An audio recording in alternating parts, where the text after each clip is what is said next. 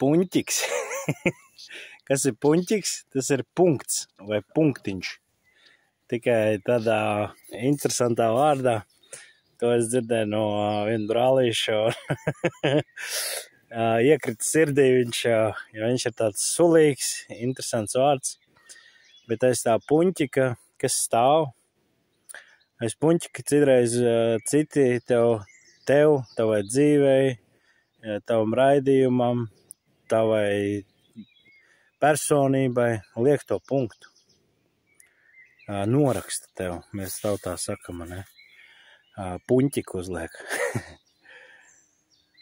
Bet Dievs saka, ka viņš ielūzu šniedri nenolauzīt. Tā viņa sirds ir līdz pēdējiem.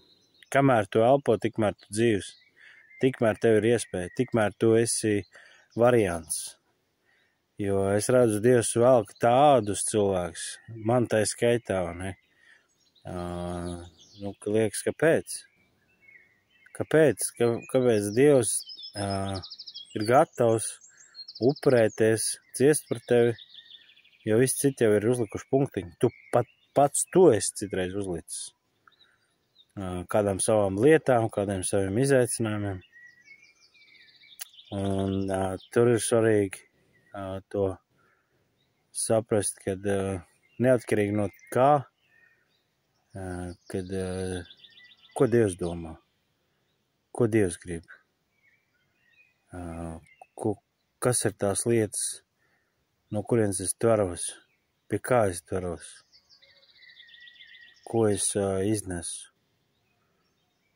jo mēs esam necienīgi, un viņš mūs dara cienīgs. Mums ir puņķiks, bet Dievam ir jauns stāsts, jauna lapa. Un tie puņķiki varbūt neskaitā. Pēc savas dzīves redz, ka, lai tu kā personība izveidotos, tu nevari sterili uzsākt vienu lietu un tev perfekti viss izdodas. Un tas ir varbūt kaut kāda īpaša cilvēku grupa, ģēnija, kam tā izdodas, bet visiem mums pārējiem, parastajiem cilvēkiem ir neskaitāms reizes jāmēģina. Un tieši tāpēc es redzu, ka Dievs saka, ka taisnais 7 reizes krītīs un celsies augšā. 7 puņķiki pēc kārtas, bet tu celsies augšā. Turpretīm, kam nav cerība, kam nav Kristus, kam nav žēlstība, viņš vienreiz krīt un viss, viņam vairs nav jauda celties. Viņam ir pielikts kārtīgs puņķiks. Un tāpēc es aicinu tevi pašu padomāt par savas dzīves tēmām, par savas dzīves izaicinājumiem, ka tev liekas, tu esi strupceļā. Man nav fiška, man nav gudrība, kā te puņķiks jāliek, viss, es nezinu. Liekiet man cietumā, vai vienalga ne, ka tu saproti viss, bet saproti, ka Dievam ir cits stāsts. Iespējams, tā ir jauna lapus, jauna raksturu šķautne, jauna mācības stunda, ko Dievs ir sagatavojis, jo tu nezini, ko tu vari panest.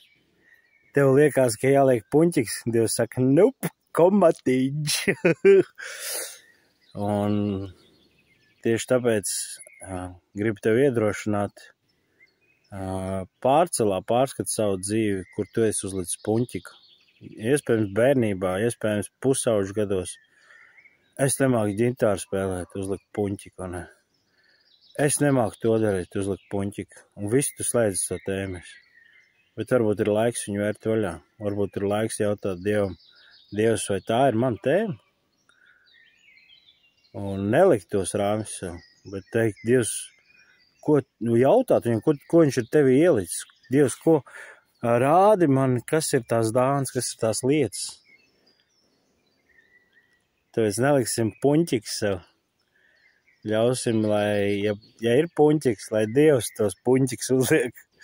Lai ir no viņa nevis no visiem citiem, un mēs citreiz nekonsultējamies ar Dievu. Tā kā es sveitīts, šalom.